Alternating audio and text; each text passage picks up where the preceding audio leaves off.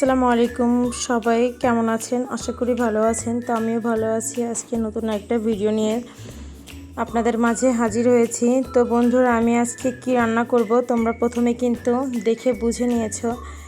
হ্যাঁ, আজকে কিন্তু আমি ইলিশ মাছ রান্না করব। একদম সহজ উপায়ে কিভাবে ইলিশ মাছ রান্না করতে হয় সেটা কিন্তু তোমাদের সঙ্গে আজকে শেয়ার করতেছি আমি। তো দেখো, বাজারের থেকে কিন্তু মাছ কিনে এনেছে এবং মাছের সঙ্গে কিন্তু আরও অনেক কিছু কিনে এনেছে। আম, মুরগির মাংস সব কিন্তু একদম কেটে কুটে রেডি করে নিয়ে আসা হয়েছে যাতে ঝটপট রান্নাটা হয়ে যায়। তো বন্ধুরা, ইলিশ মাছ কিন্তু অনেকেই একদম সহজ উপায়ে রান্না করে থাকেন। তো আমি আজকে যেভাবে আপনাদেরকে রান্না করে দেখাবো, আপনারা কিন্তু বাড়িতে অবশ্যই চেষ্টা করবেন।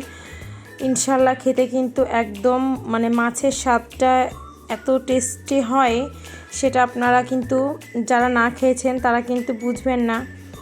তো মাছগুলো যেহেতু বাজার থেকে কেটে নিয়ে এসেছে, তো আমি একদম পরিষ্কার করে ধুয়ে নেব। তো পরিষ্কার করে কিন্তু আমি একটা একটা করে ধুয়ে নিচ্ছি। তো মাছের মধ্যে কিন্তু হালকা পরিমাণে একটু ডিমও হয়েছে। তো বন্ধুরা, তোমরা যারা আমার চ্যানেলটা এখনও সাবস্ক্রাইব করো না, তারা প্লিজ চ্যানেলটা সাবস্ক্রাইব করে আমার পাশে থাকবে। এবং ভিডিওতে যারা লাইক দিতে ভুলে গিয়েছো বন্ধুরা, তারা ভিডিওতে একটা লাইক ডান করে দাও। এবং আমার ভিডিওটা যদি তোমাদের ভালো লেগে থাকে তাহলে কিন্তু অবশ্যই ভিডিওটা একটু শেয়ার করবে। তো দেখো, ইলিশ মাছের কিন্তু কিছুই কোনো অংশই ফেলা লাগে না। এর কিন্তু কানকা যেটাকে বলা হয় সেটা কিন্তু আমার খুবই ভালো লাগে, অনেকে কিন্তু পছন্দ করে থাকেন। তো সবগুলো মাছ কিন্তু একদম সুন্দর করে পরিষ্কার করে ধুয়ে নেব এবং এর মাথাটাও কিন্তু একদম পরিষ্কার করে ধুয়ে নিচ্ছি। তো ইলিশ মাছের লেজের ওই পিছনের অংশটাতে কিন্তু একটু বেশি ময়লা থাকে, তো আমি কিন্তু খুব ভালো করে ধুয়ে নেব। তো আমি কিন্তু ইলিশ মাছটা অনেক বেশি একটা করে ধুবো না, দুইবার করে ধুয়ে নিয়েছি। তো এটা কিন্তু এই রান্নাটা কিন্তু খেতে কিন্তু খুবই ভালো হয়। তো যারা এরকম ইলিশ মাছ সহজ উপায়ে রান্না করতে পারেন তারা একটু সবাই প্লিজ কমেন্ট করে জানাবেন, ঠিক আছে? তো এই যে দেখুন, প্রায় এক কড়াই ভর্তি ইলিশ মাছ হয়েছে। এখানে কিন্তু বন্ধুরা দুটো ইলিশ মাছ আছে। তো এই রান্নাটা কিন্তু একদমই সহজ, বেশি কিছু লাগে না। অনেকগুলো কাঁচা মরিচ চিড়ে নিয়েছি আমি এবং পেঁয়াজ কুচি কুচি করে কেটে নিয়েছি।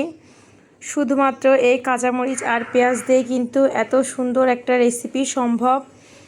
তো বন্ধুরা, তোমরা কিন্তু অবশ্যই আমার পুরো ভিডিওটা জুড়ে সঙ্গে থাকবে।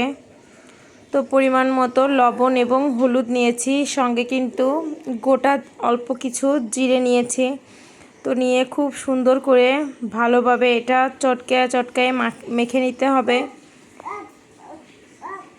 যাতে এই মরিচটা সবগুলো একদম সুন্দর করে ভেঙে ভেঙে যায়।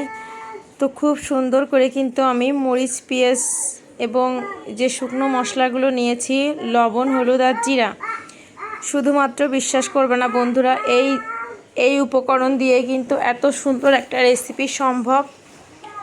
এটা কিন্তু তোমরা সবাই একটু অবশ্যই বাড়িতে চেষ্টা করবে। তো কারা কারা এরকম সহজ উপায়ে ইলিশ মাছ রান্না করে খেয়েছো একটু অবশ্যই কমেন্টে জানাবে। তো মাছগুলোর সঙ্গে কিন্তু এই মরিচ পেঁয়াজ মাখানোর মরিচ পেঁয়াজ যেটা আমি হাতে মাখিয়েছি সেটা কিন্তু খুব সুন্দর করে মাখিয়ে নিতে হবে। তো সব কিছু কিন্তু আমার একদম কমপ্লিট। এরপরে কিন্তু আমি তেলটা দিয়ে দেব। তেলের পরিমাণটা কিন্তু বন্ধুরা একটু বেশি পরিমাণে নিতে হবে, তাহলে কিন্তু টেস্টটা অনেক বেশি সুন্দর আসবে। তো তেলটা দিয়ে আমি পুরো মাছটা খুব সুন্দর করে মাখিয়ে নেব। এই রান্নাটা কিন্তু খুবই তাড়াতাড়ি হয়ে যায়। তো বন্ধুরা, এরপরে কিন্তু খুব সুন্দর করে মাখানো যেহেতু হয়ে গেছে, এরপরে কিন্তু আমি একদম পরিমাণ মতো পানি কিন্তু দিয়ে নিব। তো এখানে কিন্তু পানির পরিমাণটা একটু বেশি দিতে হবে, যেহেতু একটা একদম পাতলা ঝোল হবে। তো একদম পরিমাণ মতো আমি পানি দিয়ে দেব, যতটুকু লাগবে ততটুকু। তো ঝোলের পরিমাণ যদি আপনারা একটু বেশি খেতে চান তাহলে কিন্তু একটু বেশি দিতে পারেন। তো এই রান্নাটাই কিন্তু ঝোলের পরিমাণ একটু বেশি হলে ভালো লাগে। এটা কিন্তু একদম পাতলা ঝোল হবে এবং ইলিশের টেস্টটা কিন্তু মানে স্বাদের কোনো হবে না। তো বন্ধুরা আমার কিন্তু মানে পানিটা দিয়ে আমি কিন্তু জাল দিয়ে নিয়েছি, নেওয়ার পরে আমার পানিটা ঠিক এরকম শুকায় গেছে। আমি আর জাল দিব না, চুলার জালটা বন্ধ করে দিয়েছি। তো বন্ধুরা ভিডিওটা কেমন লাগলো একটু অবশ্যই জানাবেন।